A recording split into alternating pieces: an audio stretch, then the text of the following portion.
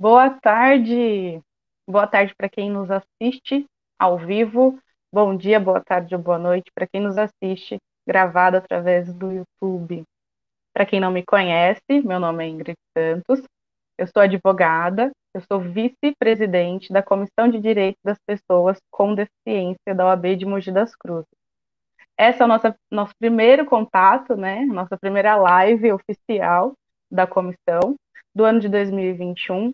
Nos anos anteriores fizemos algumas lives, mas a gente não utilizou o perfil da comissão, a gente sempre utilizou o meu perfil pessoal.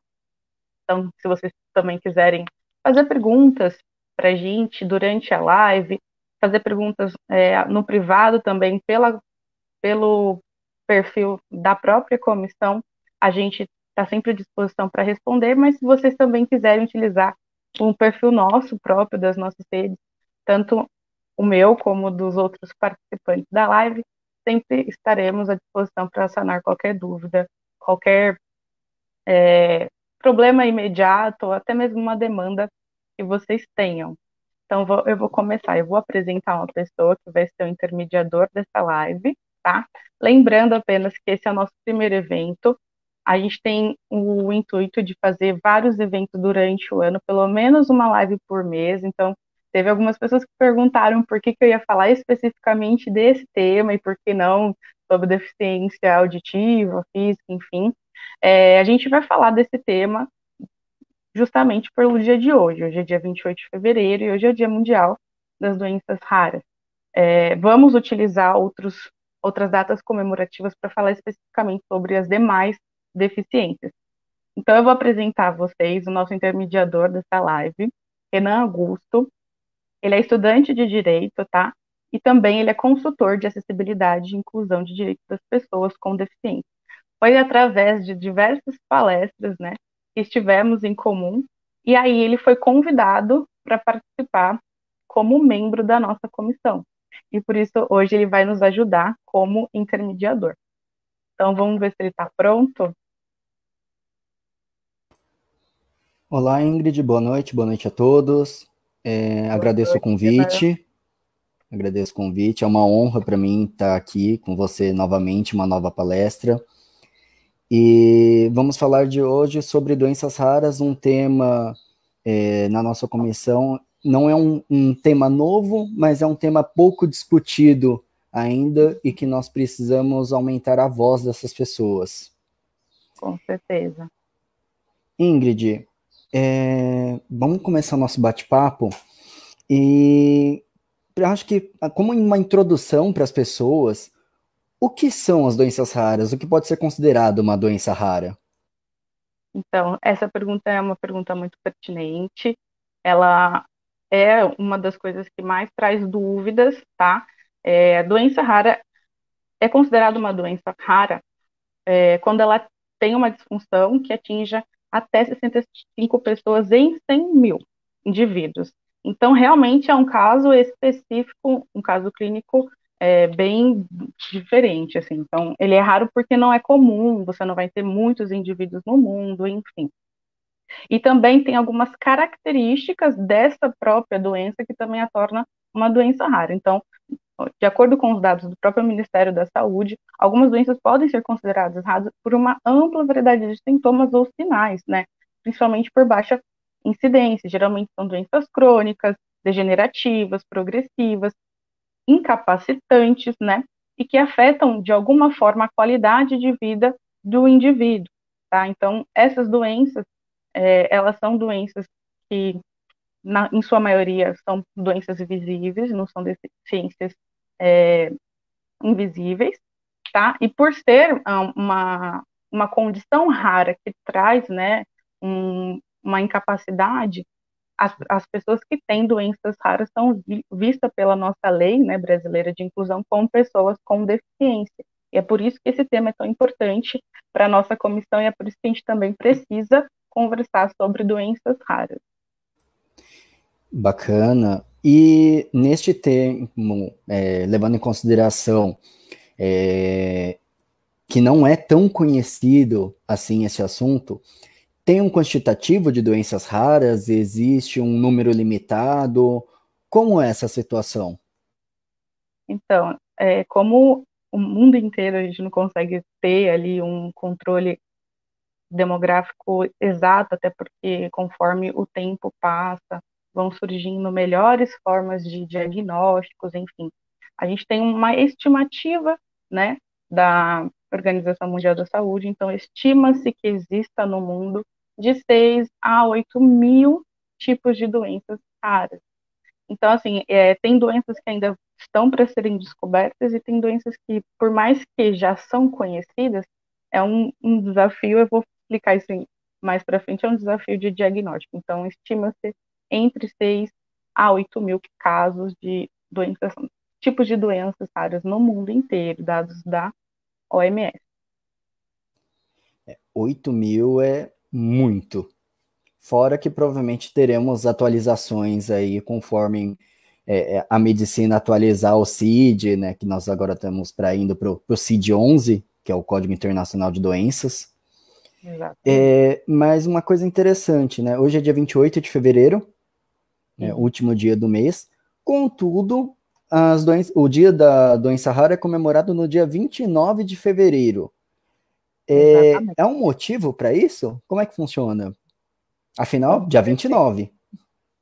exatamente, do mesmo jeito que a gente está falando de uma doença rara e ela é rara justamente por essa condição específica, né, de baixa reincidência ou incidência, o dia 29 de fevereiro ele só acontece em anos bissextos, né? Então ele foi escolhido no ano de 2008 pela Organização Europeia de Doenças Raras. Eles definiram o dia 29. Então, quando não tem dia 29 de fevereiro, comemora-se no dia 28 de fevereiro, o Dia Mundial das Doenças Raras.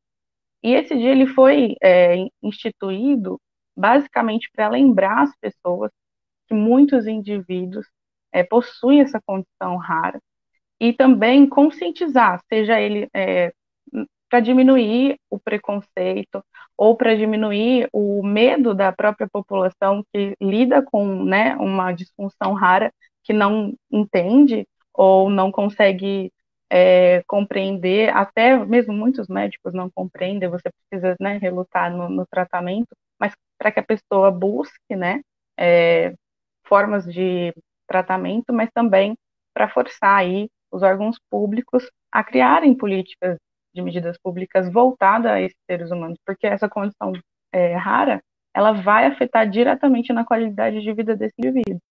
E a gente sempre fala e vai repetir isso sempre. A política ela tem que ser voltada para todos os indivíduos, porque todos nós, indiferente de qual condição social, econômica, todos nós somos pagadores de impostos. Então a gente tem que ter sim nosso espaço, né, também dentro de todos os direitos. Então, esse dia ele foi instituído basicamente para fazer todo mundo olhar, né, para a doença rara e começar a estudar realmente melhores possibilidades para dar qualidade de vida a esses indivíduos. E partindo agora para uma questão mais intrusiva na questão da doença, começando a entender as doenças raras. Como ocorre o diagnóstico? Porque na maioria das deficiências, isso já está pré-estabelecido, é mais fácil, né?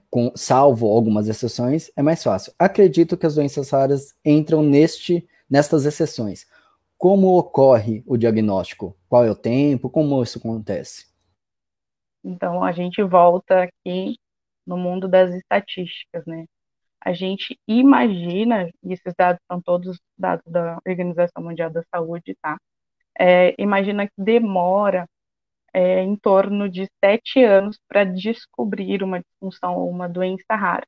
E por que isso? Porque dentro da medicina a gente já conhece muitos protocolos, né?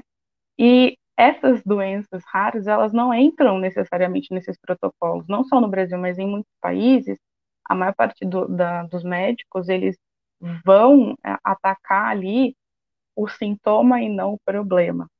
Então, quando a pessoa tem o sintoma ali de forma recorrente, eles começam a procurar o porquê. Então, eles não vão tratar só os sintomas, eles vão procurar o porquê.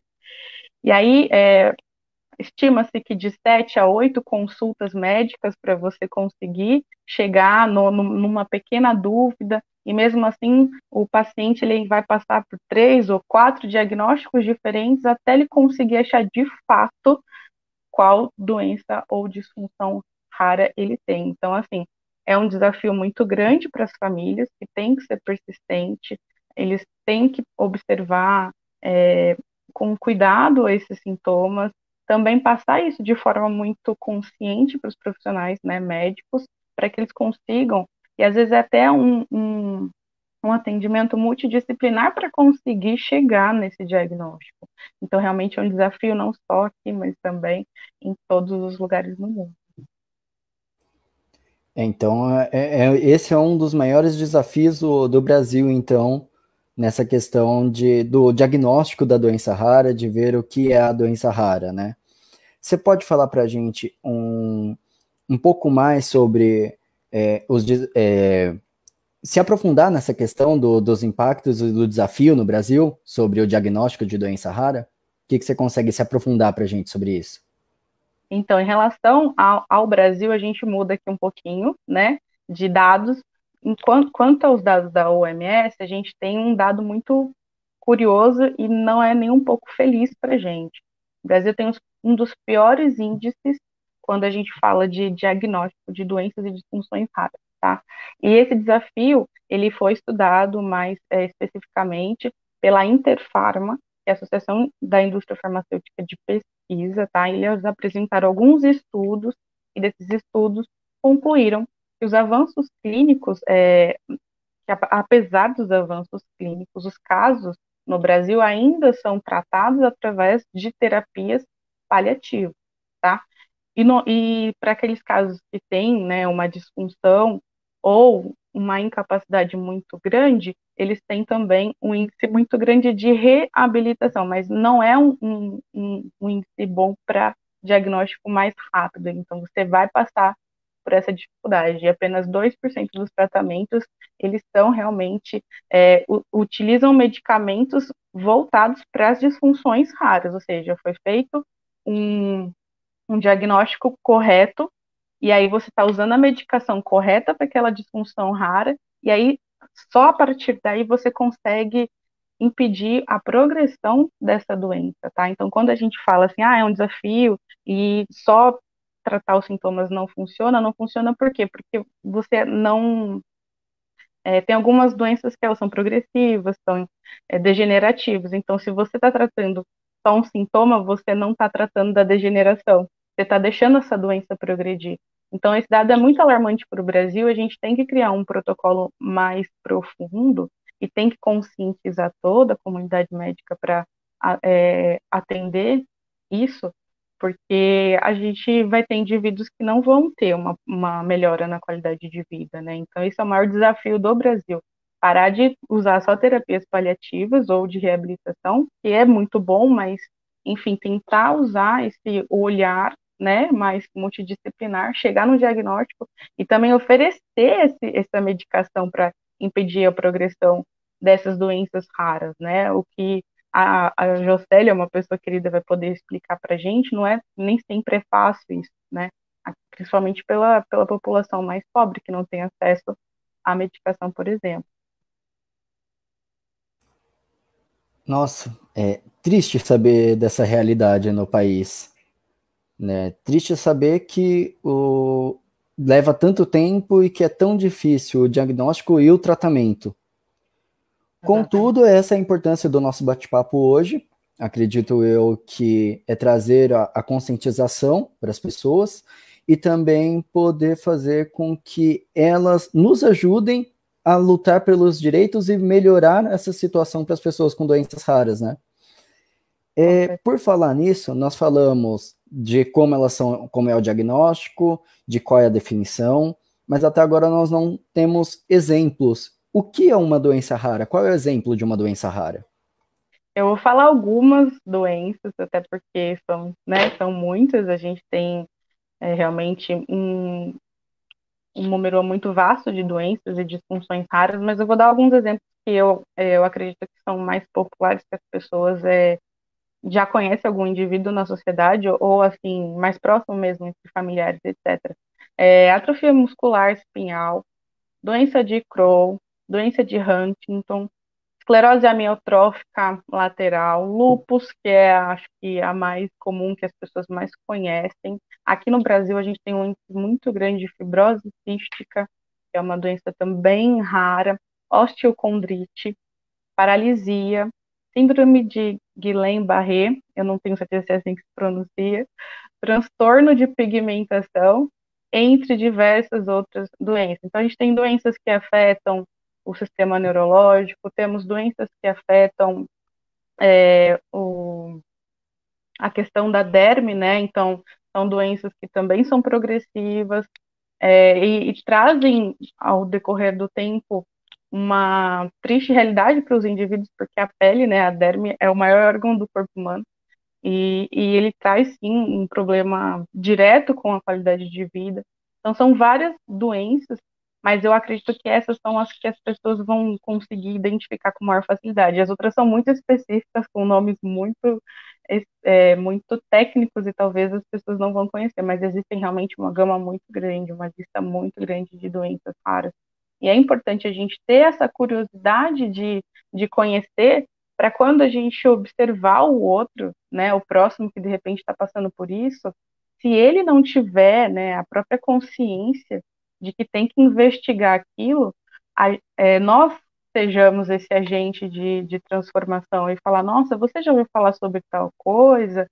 Olha, sei lá, de repente você consegue pelo SUS, de repente você consegue o exame X, enfim. É importante a gente ter esse cuidado de conhecer as doenças raras, também para ajudar. De repente já tem gente no nosso ao redor com alguma dessas doenças, porque de 6 a 8 mil no mundo inteiro é muita coisa. São muitas coisas, são muitas doenças, né? Então, com certeza, em algum lugar tem alguém que está sofrendo com uma doença rara e precisa da nossa ajuda. Nossa, são diversas e, pelo visto, todas com diagnósticos difíceis e às vezes imprecisos, né? O que torna ainda, não justifica, mas passa a ser compreensível o tempo para um diagnóstico de 7 anos, como você disse. Exato. E você comentou de cerca de 8 mil doenças raras no mundo, mas quantas pessoas no Brasil nós temos com alguma doença rara? Existe esse dado? Existe sim, também através da Interpharma. É, estima-se, né, até 2020, estima-se que aproximadamente 13 milhões de pessoas conviva com já o diagnóstico de uma doença ou disfunção rara, tá? Então, isso é alarmante, porque equivale a 6,5% de toda a nossa população. A gente tem, sim, que olhar com cuidado para essas pessoas, porque foi que nem eu falei, são pagadoras de impostos, inevitavelmente elas já estão no convívio da nossa sociedade, ou seja, eu vou repetir isso sempre que eu puder. Eu não acredito muito nessa palavra inclusão, porque a gente não tem que incluir, essas pessoas já estão entre a gente só tem que dar realmente o direito que ela já faz na obrigação dela, né? Então, se ela precisa trabalhar porque a gente não tem meios, né? Então tá errado, porque ela já faz a obrigação dela e a gente precisa dar o direito dela, né? Então, eu acredito que 6,5% da população é um número muito grande, e a gente tem que ter medidas públicas que atendam melhor os direitos dessas pessoas.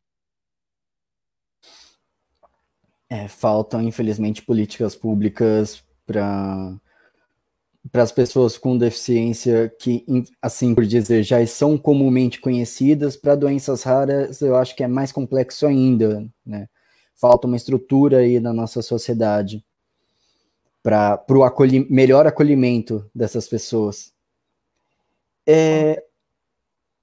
Falando em políticas públicas, direitos, deveres, eu acredito que o maior público das pessoas com doenças raras não tem conhecimento de seus direitos, benefícios. Você tem direito a, por exemplo, o BPC, ao LOAS, como é que funciona isso? Você pode falar um pouco disso para a gente? Bacana. Então, no Brasil, pelo menos, né, no dia 30 de janeiro de 2014, foi instituída, através da Portaria 199, a Política Nacional de Atenção Integral às Pessoas com Doenças Raras, no âmbito do SUS, né, então, do Sistema Único de Saúde. Por que eu estou falando isso? São direitos específicos à saúde, que eu acho que, nesse momento, é o direito mais importante, mais urgente que a gente tem que providenciar, né? Então, foi muito importante a instituição dessa portaria, porque ela trouxe uma política com o objetivo de reduzir a mortalidade, contribuir para a redução também da morbimortalidade e das manifestações secundárias, além de trazer qualidade de vida, né? Trazer tratamentos precoces, tratamentos oportunos, né, que sejam no momento em que você se encontra na progressão da doença, daqui em diante você trazer já um tratamento que seja eficaz, não só paliativo, ou não somente na reabilitação, mas também promover ações de prevenção, detecção precoce, redução da incapacidade, enfim. Além desse acesso médico, né, também tratamento e medicação, a portaria, ela traz alguns outros direitos que eu acho que é interessante informar, não vou me aprofundar, porque senão a gente vai ficar muito tempo falando sobre todos os direitos, mas se vocês quiserem saber mais informações, por favor, deixe nos comentários que, de repente, a gente consegue trazer uma nova live para trazer especificamente sobre esse assunto, mas eu só vou pincelar para vocês o que a portaria também diz.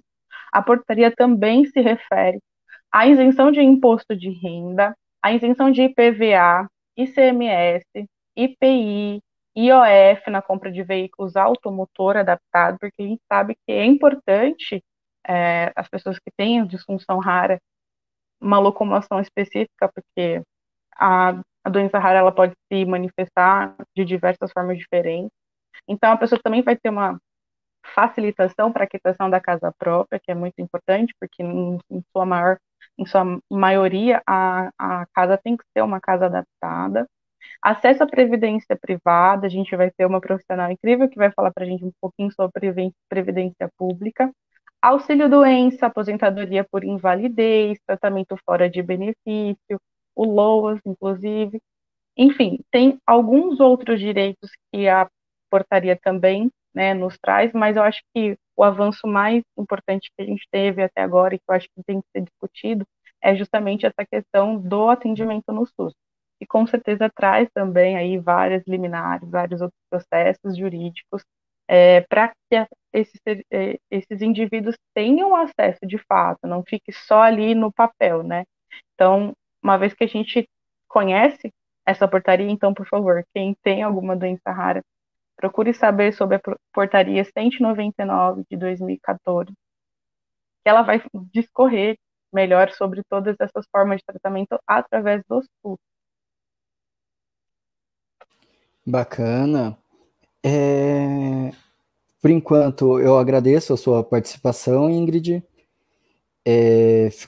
Ficamos muito felizes da sua participação. Agora a gente vai conversar com a Nayara, né, que ela é advogada, especialista em direito previdenciário, presidente da Comissão de Direitos da Pessoa com Deficiência na OAB de Mogi das Cruzes, e vai falar um pouco para a gente sobre a questão de direito previdenciário. Então, por enquanto, Ingrid, muito obrigado, e Tchau, a tchau, gente volta Renan. para considerações finais.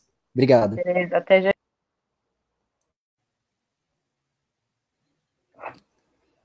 Boa tarde, Nayara, tudo bem? Oi, Renan, boa tarde, bom, pelo menos boa noite já, né? E bom Boa dia para quem noite. for. Bom dia para quem for assistir aí depois de manhã, tá bom? Boa tarde para quem for assistir à tarde. Boa noite, Renan, agora me apresentando corretamente, e boa noite para quem estiver presente. Nayara, vamos conversar um pouco sobre direito previdenciário. Vamos, um assunto que assusta um pouco, né? Dá Galera pouquinho a dúvida, né? Galera fala em providência, o povo já fala, meu Deus, perito. Falou em previdência, o povo já sai correndo. Todo mundo acha que para Para ir para a Previdência, você tem que estar, no mínimo, em uma maca com 3 tubos, né, que senão você não consegue a Previdência. Mas sabemos que não é assim, vamos entender isso um pouco melhor. Previdência em doenças raras. Elas dão direito, doença rara dá direito ao benefício previdenciário? Como isso funciona? Então, como a gente viu, é um assunto que deixa um pouco na dúvida, mas segundo a portaria que a colega trouxe, traz, sim, tem uma legislação que prevê direitos previdenciários para a pessoa com doença rara, porém, o que acontece, Renan, nesse tipo de situação? O simples fato de ter uma doença rara não é o que dá direito ao benefício. É possível, sim, em alguns casos, a concessão de um auxílio-doença, uma aposentadoria por invalidez, porém, nesses casos, a pessoa vai passar por uma perícia e o ideal é, para ficar demonstrado que ela tem acesso àquele benefício, ela precisa, por exemplo, no caso da aposentadoria por invalidez, hoje conhecida como aposentadoria por incapacidade permanente, é necessário uma comprovação de que a doença rara que ela possui incapacite a pessoa total e permanente. Daí é o pontapé para você ter acesso ao benefício. Aliás, um dos requisitos. Já o auxílio-doença, é possível que a pessoa tenha acesso àquele benefício, porém, através da comprovação de que a incapacidade pode ser parcial e temporária, parcial e permanente. Então, assim, é necessária essa comprovação. Fora isso, o que acontece nesses casos? Mesmo sendo raro, essas pessoas não estão isentas de fazer o recolhimento das contribuições. E aí é sabido que na legislação previdenciária, para auxílio-doença e aposentadoria por incapacidade permanente, existe o mínimo de 12 contribuições mensais. Daí, a pessoa que tem a doença rara tem que contribuir previamente, verter aos cofres previdenciários aquelas contribuições durante 12 meses e depois fazer o requerimento. E aí é que acontece uma dificuldade. Por quê? Porque nós vimos que o diagnóstico dessas doenças, dessas patologias, é muito demorado. E o que acontece? Uma pessoa que, por exemplo, está trabalhando, ela, no decorrer do trabalho, ela vai tendo os sintomas, vai aparecendo, e ela vai passando no médico, às vezes vem apresentando atestados, e aí muitas vezes ela fica com dificuldade de fazer os recolhimentos, porque aí ela é mandada embora do trabalho, né? Porque nesse tipo de situação há muito estigma. Tem gente que se apresentar um atestado falando que tem uma doença rara, muita gente, por questões de estigma, às vezes ela é mandada embora. Então há essas dificuldades também, porque as pessoas desconhecem pensam que só por ser raro, nossa, é transmissível, vou pegar, é contagioso. Então tem esse tipo de preconceito, se assim posso colocar. E daí acontece isso. Ou naqueles casos em que a pessoa ela já está aparentando há muito tempo, ela nunca conseguiu um trabalho, e aí fica difícil dela verter aos cofres previdenciários aquelas contribuições. Mesmo sendo, por exemplo, aquele 5% sobre o salário mínimo que é previsto na legislação previdenciária. Então aí tem essa dificuldade. E, inclusive, para a concessão, é necessário que esses recolhimentos sejam prévios ao diagnóstico da patologia. Então, um exemplo, para ficar mais claro. Às vezes eu tenho a doença, já fui diagnosticada, mas se eu não verti contribuições da Previdência, dificilmente eu vou ter acesso àquele benefício. Por quê? Porque as contribuições têm que ser prévias. Então, assim, embora a legislação preveja que tem direito, o simples fato de ter a patologia não concede acesso ao benefício. Então, tem que estar demonstrando esses requisitos. E que, se for apresentado lá, fazer o requerimento no 135, no site, no meu INSS, que é o acesso à pessoa sem a necessidade de advogado, fatalmente, que se ela não tiver as contribuições, ela vai tomar uma negativa da autarquia previdenciária. Então, essas são as maiores dificuldades para uma pessoa que tem uma doença rara ter acesso ao benefício, até porque elas não estão cobertas pela isenção da carência. Porém, ao que tudo indica, está tramitando na Câmara dos Deputados, se eu não me engano, um projeto de lei que coloca as pessoas com doenças raras, inclui no rol de doenças que dão acesso ao benefício de auxílio-doença e aposentadoria por incapacidade permanente sem necessidade de carência. Porém, ainda assim é necessário esperar, porque como trata-se de um projeto de lei, a gente não tem aquela certeza se ele vai ser aprovado ou não. Isso para quem nunca trabalhou, conseguir aposentadoria, então, ou auxílio-doença, vira aquele rebuliço, né? Então, ou seja, mais uma falta de políticas públicas ou de uma má estruturação na vida dessas pessoas. E vamos dizer que a pessoa conseguiu, tem as 12 contribuições, está lá, está firme, né? Infelizmente, ela chega em um ponto onde fala: olha, infelizmente para mim não dá mais, eu preciso cuidar da minha saúde, vou entrar com o pedido de auxílio-doença ou da aposentadoria, famosa aposentadoria por invalidez. Não é o termo técnico, mas vamos utilizar porque é o termo popularmente conhecido. Quais documentos a pessoa precisa? O que ela precisa levar? Como ela faz? Perfeito, ótima pergunta.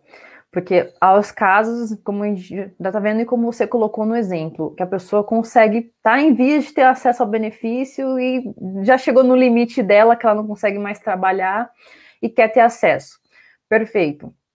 Nesses casos, o que eu recomendo para as pessoas, ou então até para eventuais clientes, é sempre ter em mãos, além dos documentos pessoais, é claro, para vocês se identificar perante a autarquia previdenciária, você ter os exames clínicos, embora sejam exames de diagnóstico longo, tenham todos eles em mãos, as receitas médicas, embora não seja, assim, de fato, o essencial, mas às vezes é bom ter para complementar aquilo, atestados ou laudos médicos, preferencialmente um médico especialista naquela situação, com menção da doença, a CID, até que ponto aquela doença incapacita você. Por exemplo, o médico atestar lá que você está total e permanentemente incapacitado para trabalhar, para as atividades laborais. Então, nesse caso, ele está induzindo você a obter um benefício de incapacidade permanente, que é a aposentadoria por invalidez que você falou. Já mudou a terminologia, porém, como já caiu no sentido popular, todo mundo fala aposentadoria por invalidez, então, mesmo não sendo termo técnico, a gente continua falando ele por aí, mas atualmente é a aposentadoria por incapacidade permanente. E para fins, no caso de auxílio-doença, o que seria bom? Ter os mesmos documentos, porém o médico atestando ali que a incapacidade pode ser total, temporária, parcial, temporária, que aí você consegue o acesso ao benefício, pelo menos por um tempo. E fazendo um adendo, o que é bom trazer também? Aliás, não trazer, mas que esses documentos sejam contemporâneos. O que seria isso? Os documentos mais atuais possíveis. Exames clínicos atuais, receitas médicas atuais. A gente sabe que em alguns casos é bem difícil você obter, por exemplo, quem faz esses diagnósticos através da rede pública, a gente sabe que por conta da demanda, torna-se muito difícil de você ficar atualizando esses exames, as receitas. Porém, para fins previdenciários, é necessário, porque hoje, atualmente, e com a reforma da Previdência, o INSS ele tem batido muito na tecla da atualidade dos documentos. Então, não dá para você pegar mais um documento que era de 5 anos atrás e obter um benefício. A gente sabe que são doenças que, na maioria dos casos, inclusive, praticamente elas são irreversíveis. Mesmo assim, é necessário que sejam contemporâneos. Então, é mais uma dificuldade que a pessoa, que o segurado ou não, enfrenta para obter o benefício. Essa eu diria que é uma dificuldade das pessoas com doenças raras e de muitas pessoas com deficiência enfrenta, né? Você, a cada 3 meses, ter que renovar o seu laudo médico para falar eu ainda tenho essa doença, eu ainda tenho essa deficiência, mesmo que esteja num laudo irreversível, permanente, e aí o médico fala, não, mas vai que você melhorou. Eu não tenho como melhorar.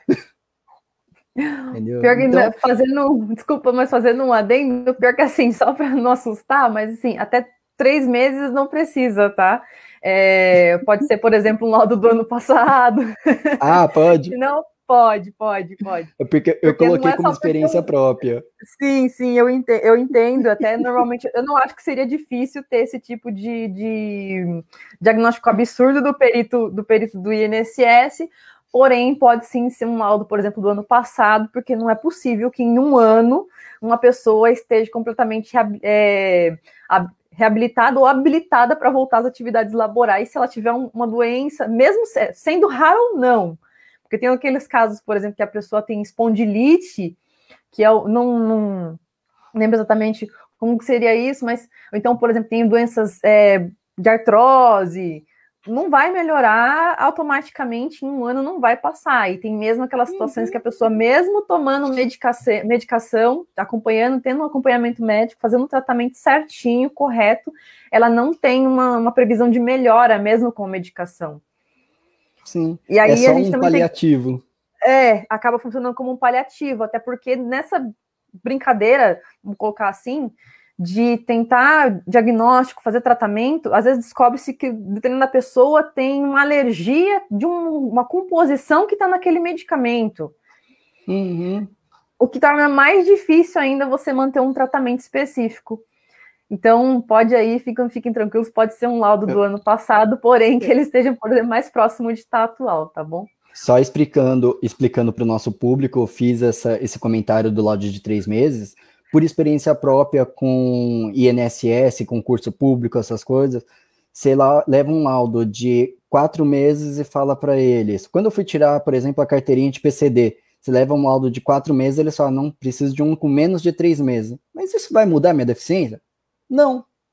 Tá. Nisso é um pouco absurdo, mas nós não fazemos as regras, né? Nós cumprimos.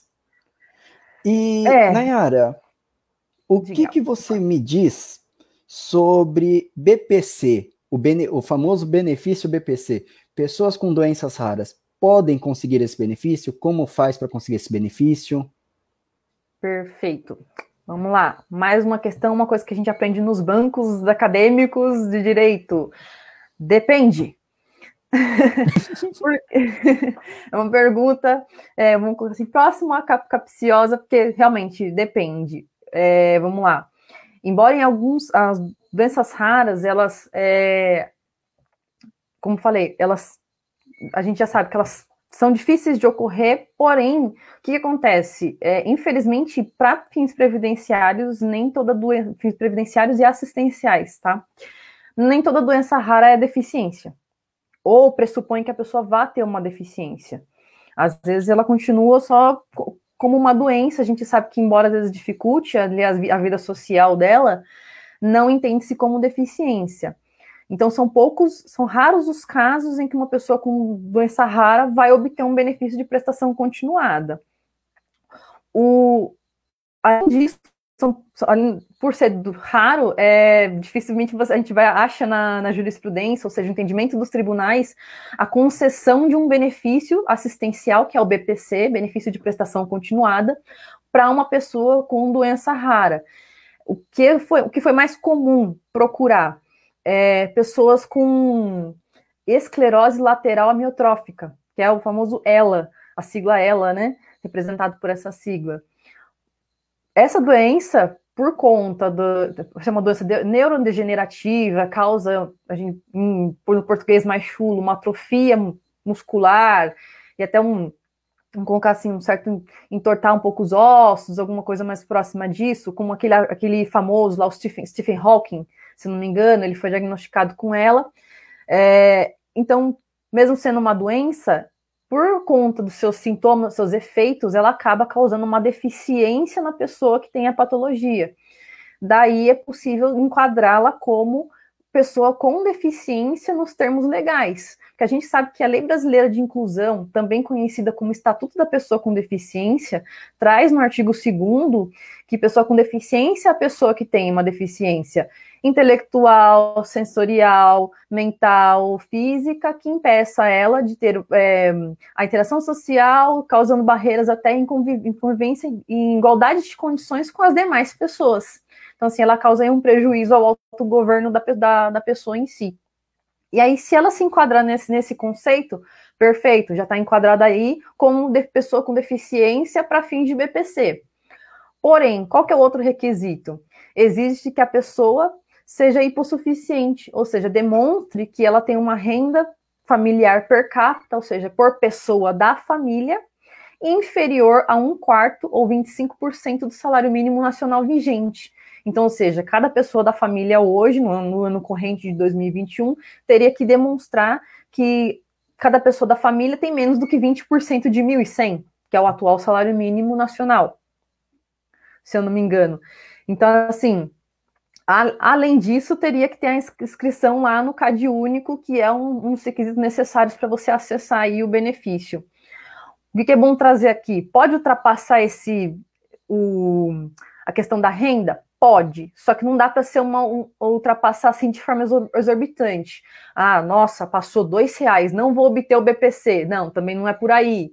É possível sim que mesmo que ultrapasse aqueles 1/4, 25%, a pessoa ainda tenha acesso ao BPC. Só que são casos assim que, por exemplo, se a pessoa ingressar com o requerimento administrativo, fatalmente que ela vai ter uma dificuldade, porque o INSS, em alguns casos, ele indefere logo de cara. E aí a pessoa tem que estar buscando as vias judiciais. E aí vai ter que fazer o laudo socioeconômico, que é a assistente social que vai lá fazer, o laudo pericial, que vai depender também do perito. Então, assim, a gente vai ter que estar sempre trabalhando com questões até bastante subjetivas, porque a gente estaremos lidando com questões mecânicas, porém pensantes, que é o quê? O ser humano nesse caso. Então, assim, às vezes a gente pode bater num perito judicial que não entenda que aquela doença rara seja incapacitante. Então, é uma dificuldade. Porém, não dá para desanimar.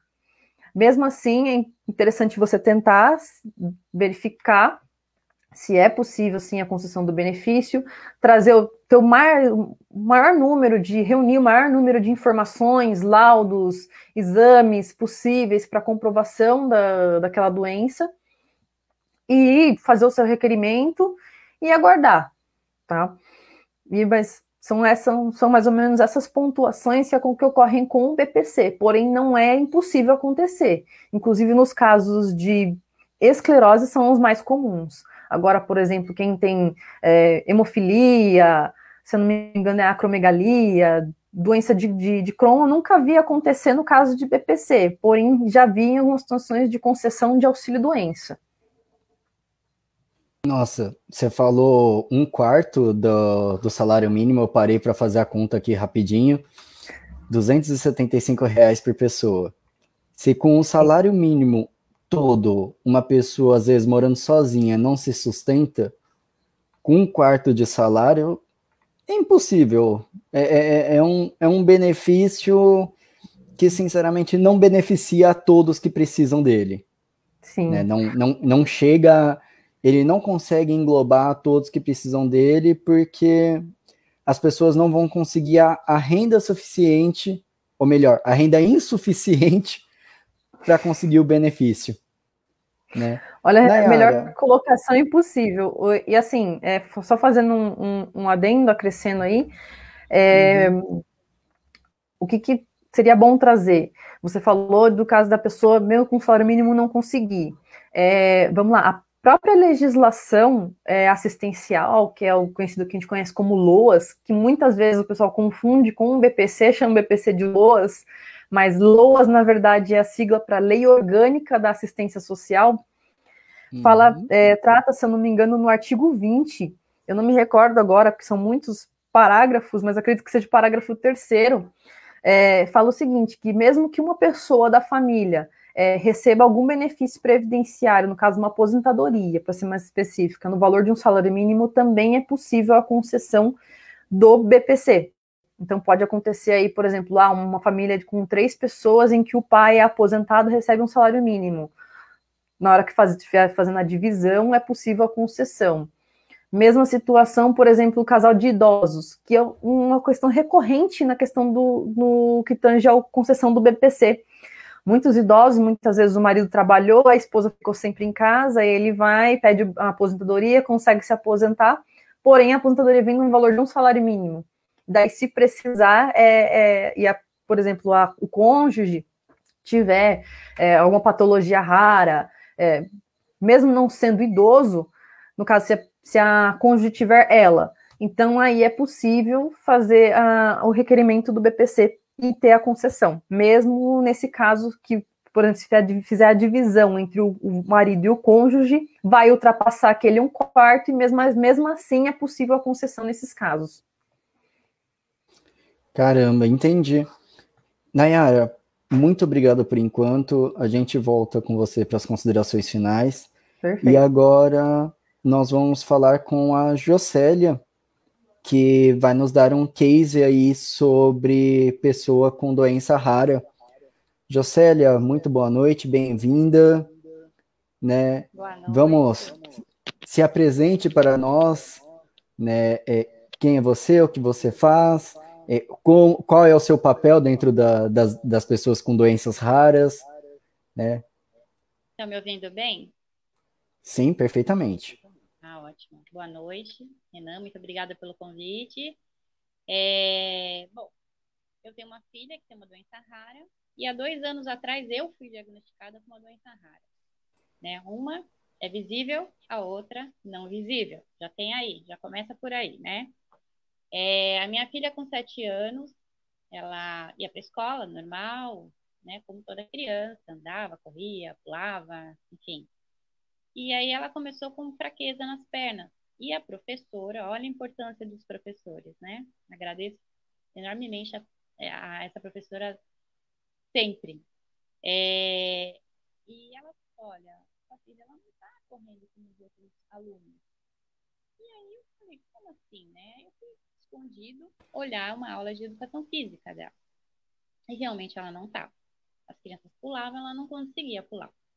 Estranho, até a semana passada ela pulava. E aí foi uma correria. Pediatra, ortopedista, reumatologista. Ninguém sabia o que era. Ninguém. Nada. E aquilo foi me preocupando. Eu notei que ela estava piorando. Eu morava num sobrado, ela não conseguia nem subir as escadas mais. Com muita dificuldade. Igual uma senhora se apoiando. Falei, gente, não é possível. E aquilo estava rápido. E aí eu fui no Dr. Google. Né? Quem não vai no Dr. Google? Fui no Google, criança com fraqueza nas pernas, aí saiu lá, deficiências de vitamina. Ó, só para também um parágrafo aqui, nos médicos que eu levei, todos pediram exames, tá? O pediatra chegou a falar que era dor de crescimento. Aí eu tenho uma filha mais velha que nunca teve isso. Aí eu falei, ué, como assim dor de crescimento, né? Bom, voltando lá na história do Google. E aí foi que apareceu lá uma doença chamada distrofia muscular, de Duchenne. Sempre dá em meninos, e eu já li tudo aquilo, vi, falei, epa, quem é o médico que trata disso? Deixa eu já descartar essa doença, né, porque ela é gravíssima. Fui, olhei, era um neurologista, levei aqui em Mogi mesmo, e aí ele já pediu uma série de exames, né, esses exames são eletromiografia, que são choques na perna, exames de sangue, que vai medir lá a quantidade de CPK, que é algo que cai no sangue até quando a pessoa faz muito exercício físico, o músculo fica inflamado, libera também esse CPK, no caso das doenças neuromusculares também, e em exagero, tá? E aí ela fez todos esses exames, voltei no médico, ela disse, olha, sua filha tem uma doença neuromuscular e eu vou te encaminhar para um médico da Unifesp. E aí eu falei, nossa, como assim, né? Aí até cair tudo aquilo, absorver tudo aquilo, eu falei, meu Deus, o que eu vou fazer, né? E o que é isso? Então, assim, você já leva aquele golpe, né? É um golpe na sua cabeça, no seu estômago, você tem que cavar um buraco no chão, sumir lá dentro. Por quê? Você fala, e agora? O que eu vou fazer? O que é isso? E eu já tinha visto no Google o que era, né? Então aquilo me preocupou muito. E aí eu fui, né, lá na Universidade de São Paulo, médico. Deus foi muito bom comigo, porque eu consegui diagnosticar a distrofia muscular da minha filha em menos de 4 meses, tá? Tem pessoas que estão há anos tentando e não conseguem. Só para explicar rapidamente, distrofia muscular é uma doença e ela degenerou os músculos. Os músculos deixam de ser músculos e tornam-se gordura, né? Tecido adiposo, gordura. E isso faz com que a pessoa perca suas forças, né? Todo o nosso corpo é músculo. Quando você começa a estudar o músculo, você vê, nossa, tudo é músculo. Eu falando é músculo, a língua é músculo, tudo. Então aí você fala, poxa, como que é isso, né? E essa distrofia muscular, existem vários tipos. O dela não é o do Duchenne, que a maior prevalência é em meninos, acontece de ser em meninas, mas a maior é em meninos. O dela se chama cinturas membros, ou seja, era mais raro ainda. É, né? É porque é mais raro ainda. Então você fala, e aí, tem algum remédio? Né? Não tem cura.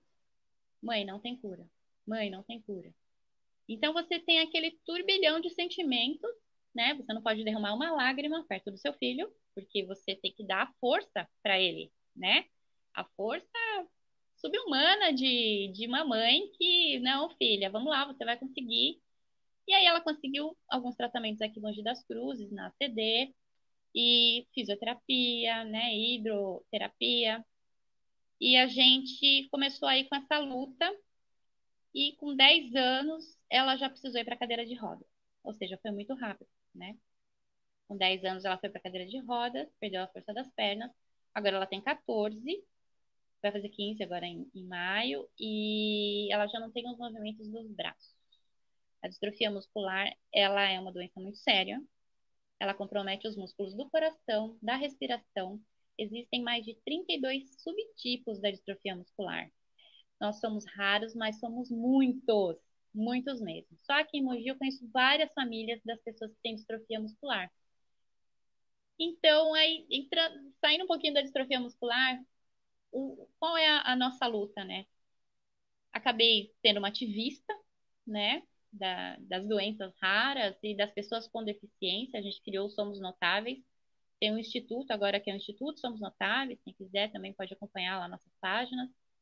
E sempre na defesa dos direitos da pessoa com deficiência, né? Também sempre nessa luta, porque Jocélia, nunca é desculpa te fácil. interromper, o seu microfone ficou baixo, você pode aproximar um pouquinho para gente? Pronto, melhorou? Obrigado. Ah, Nós paramos de ouvir na parte que você começou a falar do Somos Notáveis, que vocês agora têm um instituto. isso, nós temos o Instituto Somos Notáveis, que ele começou em 2018, mais para conscientização e fazer valer os direitos da pessoa com deficiência, né? Porque às vezes você fala assim, ah, tem uma deficiência, mas no caso da doença rara, você tem uma doença rara que gera uma deficiência. E eu conheci muitas pessoas, vocês citaram algumas aí, mas tem também a miotrofia, tem a leucodistrofia, tem muitas doenças raras e a gente teve contato com todas essas famílias. E aí você vê o quanto o sofrimento é enorme. As famílias precisam de suporte, né? Muito suporte, tanto psicológico quanto um centro mesmo. Existe uma lei no estado de São Paulo que fala que tem que ter centros específicos para a doença rara. Eu não vi nenhum. Eu não vi. Lógico que a gente vê lá os hospitais de São Paulo que atendem as doenças raras, mas centros deslocados do centro de São Paulo não tem. O que seria isso? Fisioterapia. É com multidisciplinas, né? Fisioterapia, hidroterapia, tudo fono, audiologia, porque muitas doenças você vai perdendo a função motora até da boca, né? Então, assim, se eu ficar falando aqui, eu vou falar a noite inteira, porque são muitas dificuldades que a gente passa, né? A gente, às vezes, além do preconceito velado, às vezes você está empurrando a cadeira de rodas do seu filho, tem gente que olha, ó, coitadinho, ai, tão linda na cadeira de rodas, mas não para pensar um pouquinho, pera lá, que história que tem essa criança, essa família, o que é que eles precisam? Eles pegam um ônibus, o ônibus, eles têm condições de pegar esse ônibus, de descer num ponto decente? Então, o que a gente sempre luta aí é para que o meio e as pessoas se conscientizem disso, né? A inclusão e a acessibilidade estão grudadinhas. Se não tiver acessibilidade, não tem inclusão. Não adianta. Então, que é essa acessibilidade? É calçada, é rampa, é elevador? Também. Mas é o acesso às terapias, né? Acesso à escola. Conheci crianças que não vão para a escola, porque não tem o transporte escolar, né? Tem aquela luta, tem que entrar na justiça para um direito que é seu. Normalmente essas crianças que têm distrofia ou então doenças raras degenerativas, elas sofrem muito, porque elas ficam isoladas completamente.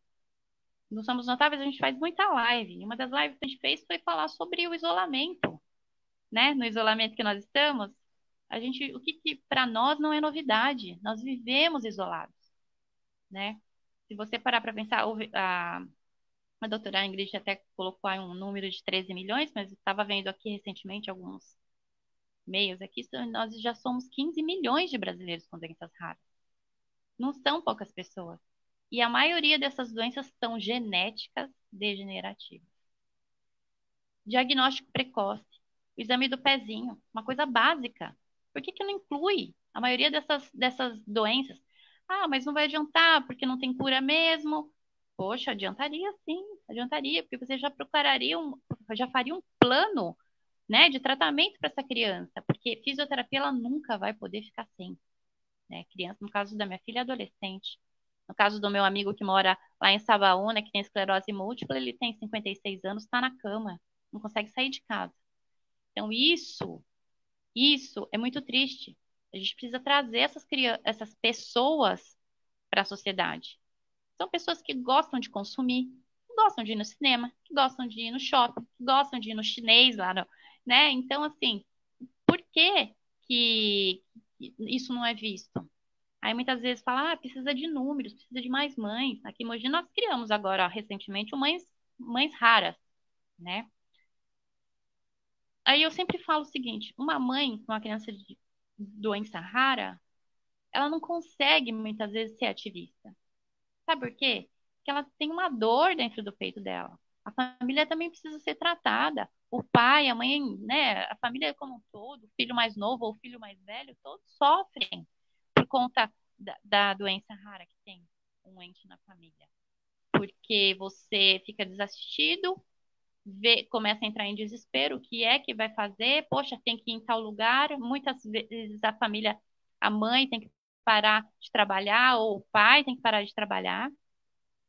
Essa criança cresce, vira um adulto, e a mãe e o pai ficam idosos, né? Como que vai aguentar todo esse peso, carregar aquela pessoa? É muito difícil, não é fácil. Esse depoimento que eu estou dando é como mãe, né? Eu nem estou focando muito em outras questões, mas uma questão que está bem importante, muito importante, é a seguinte.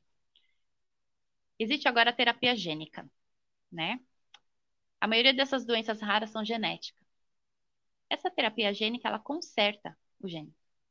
Ela consegue trazer benefícios para essas pessoas. A gente ainda não sabe se vai conseguir tirar da cadeira de rodas, mas vai ter uma sobrevivência muito maior, né? Vai ter uma reposição genética aí. Um remédio que até teve saiu até na mídia, tudo não vou citar nomes, mas assim, um remédio, a mãe teve que fazer uma campanha para conseguir 13 milhões de reais. Tá? Remédio para Duchenne, que é a distrofia de Duchenne, uma amiga nossa daqui de Mogi, tá? De Mogi, entrou na justiça, conseguiu. Ela tem 2 filhos com distrofia muscular. Não achava lugar para fazer a infusão desse remédio. Foi uma luta. E aí ela conseguiu, ganhou na justiça. Cada remédio desse eram 2 ou 3 milhões, cada um. Ganhou só uma dose. Aí as outras não teve condição. Então, ou seja, olha que judiação, né? O filho dela, um já estava na cadeira de rodas, mas o outro ainda caminhava. Então, há pouco tempo, agora ele está indo para a cadeira de rodas também. É uma judiação. Para minha filha, já tem um estudo, tá? Já tem um estudo, já está indo para a fase 3, que é quando já começa a testar em humanos.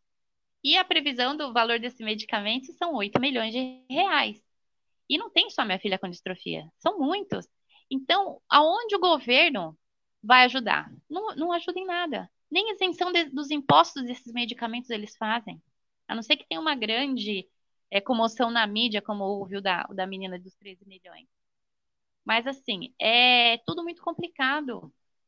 E as pessoas, e existe também um estigma, como a nossa colega falou, que, se é raro, então é raro, e, né, não vai ter um aqui, outro acolá, né, até os profissionais, às vezes, né, de fisioterapia ou de outras terapias, muitas vezes falam, não, doença rara, doença neuromuscular não tem muito, então não vou me especializar. Então, assim, isso precisa se reverter. São muitas pessoas assim. Então, é só frequentar os centros aí, tá lotado, não tem vaga, não tem vaga. Então, assim, a gente vê que é um sofrimento muito grande das famílias e quem dirá da pessoa, né? A pessoa já tem aquela expectativa que não é muito boa, porque ela está doente, né? A minha filha, às vezes, as pessoas vêm na cadeira de rodas, mas não sabe que é uma doença degenerativa. Ela sofreu um acidente, ela está na cadeira de rodas, ó, coitadinha, mas não imagina o que é. Muitas vezes nós somos chamadas de guerreira. Lá vai a guerreira empurrando a cadeira de rodas. Espera lá. Por que que não vem ajudar a empurrar aí, né? Empurrar de uma maneira a trazer essas pessoas para a sociedade, de uma maneira geral, né? O próprio BCP, que foi citado aí. Muitas famílias vivem numa miséria total e completa, vivendo de um BCP, né? E, assim, é muito complicado. Se você vivesse num país que você tivesse acessibilidade em tudo que eu digo, tá? Na saúde, a educação, a tudo, e recebesse um BCP, ok, até dava para, né? Falar, não, mas eu tenho isso, eu consigo chegar nisso, eu consigo aquilo. Agora, um BCP nesse valor, com medicamentos altíssimos, para você também conseguir um medicamento. Não é fácil, né? Tem um medicamento de alto custo, mas normalmente para essas deficiências, para essas doenças genéticas, é na casa do milhão. Então é muito, muito complicado. Nossa, eu Não é imagino. fácil. Então, só agora citando alguns desafios além de tudo isso que eu já falei. A gente tem que lembrar também que uma pessoa que tem uma doença rara, degenerativa, progressiva, ela vai perder seus movimentos. Além das terapias que ela vai precisar para sempre, e que os lugares dão alta, infelizmente, ela também vai precisar de órteses, próteses para os pés, que se chamam goteiras, órteses na realidade, que se chamam goteiras. Elas vão precisar de cadeira de rodas, muitas vezes cadeiras motorizadas, né? As cadeiras motorizadas são para essas pessoas. Vou falar aqui rapidamente, a minha filha, a cadeira motorizada dela, eu consegui pelo SUS, tá? E a outra também. E quando vai pedir cadeira motorizada, tem que pedir logo, vocês que são doutores, peçam duas cadeiras, uma motorizada e uma manual, porque a motorizada sempre precisa de uma manutenção, e aí a pessoa fica desassistida. Então ela precisa de duas cadeiras. Então, quando vocês tiverem alguns clientes, olha, eu preciso de cadeira motorizada, meu filho tem doença degenerativa, já vamos pedir duas. Precisa passar na fisioterapeuta, ela vai falar tudo como tem que ser, porque além da cadeira de rodas, não é qualquer cadeira. Ela precisa de adaptações para corrigir a postura dela. Então, tudo isso, nada, nada, por baixo você vai gastar 16 mil reais. Então, por isso que muitas pessoas entram na justiça para conseguir, porque está lá, tem uma lei lá do SUS para conseguir cadeira de rodas, né? E a maioria não sabe, e quando sabe também não é fácil, tem que entrar na justiça. Além de fralda, de insumos, tudo isso. E medicamentos, porque você não tem um medicamento lá que custa milhão, ok. Mas no caso, por exemplo, de algumas doenças, esclerose, a distrofia, a miotrofia, você toma outros medicamentos periféricos, que é para proteger o coração, que é para estômago, que às vezes é para intestino, né, que é para dor. Então, assim, é muito gasto, entende? É muito, muito. Pode falar, Nossa, Renan. o gasto deve ser enorme.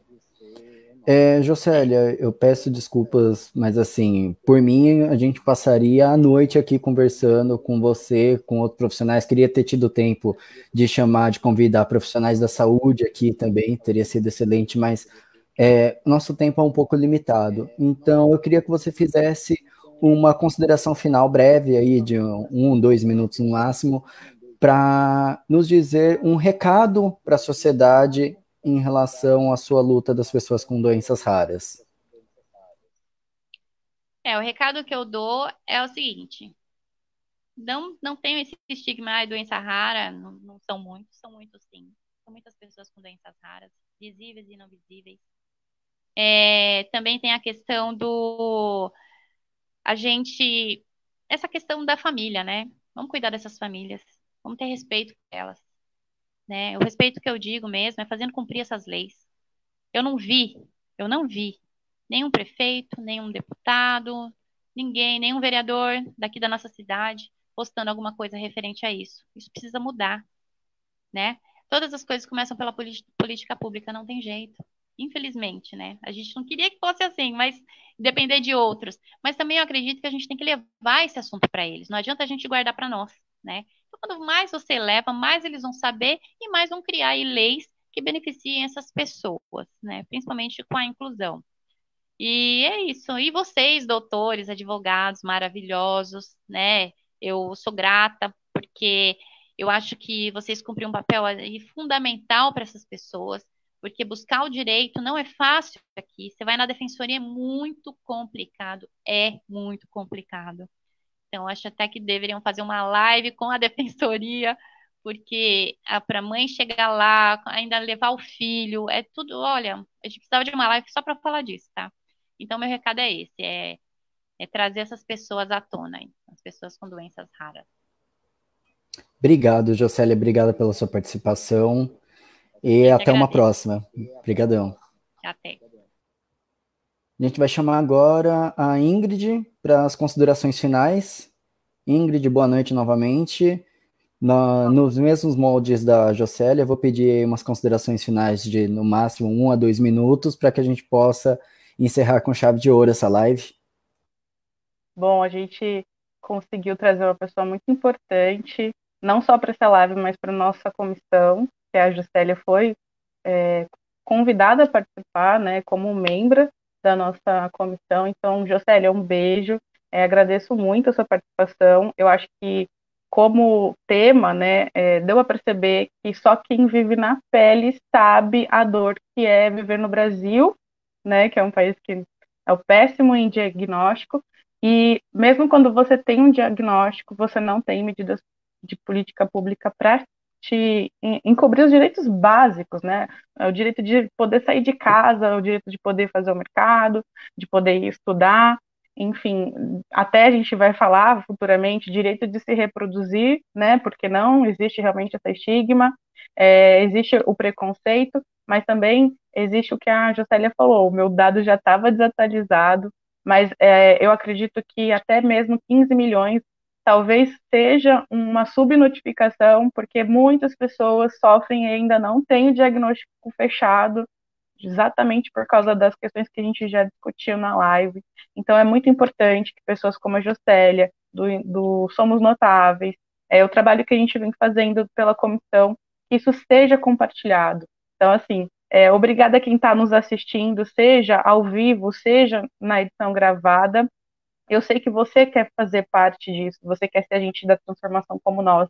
Então, nos ajude a divulgar sobre o tema. Nós precisamos falar sobre doenças raras. Precisamos levar isso aos nossos políticos.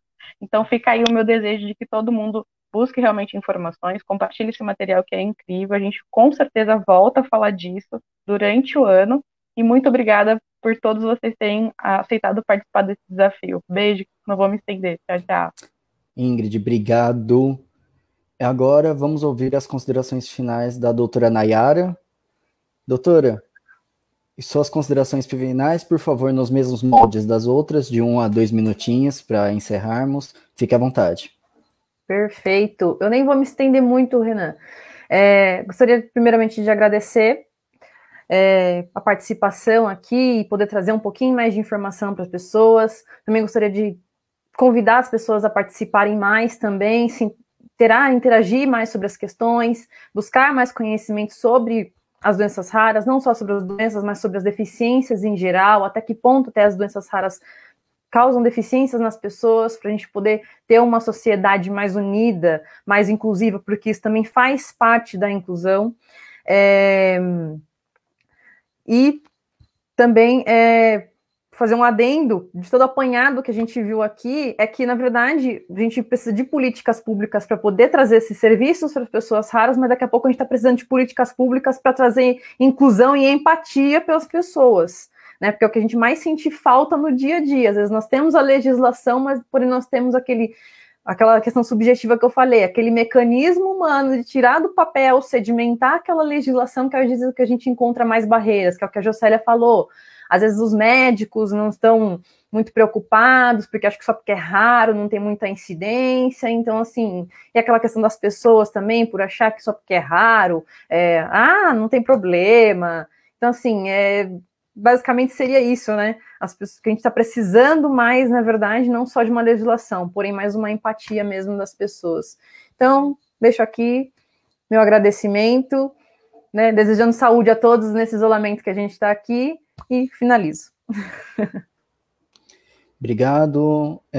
Em nome da Comissão da Pessoa com Deficiência da OAB Mogi das Cruzes, eu agradeço a participação de todas, agradeço ao público que está nos assistindo. Isso serviu de um aprendizado para mim e acredito que para todos. E convido já de antemão todos vocês a participarem de nossas lives futuras, que vão tratar de diversos assuntos de interesse direto da pessoa com deficiência. Então, senhores, senhoras, boa noite e até a próxima.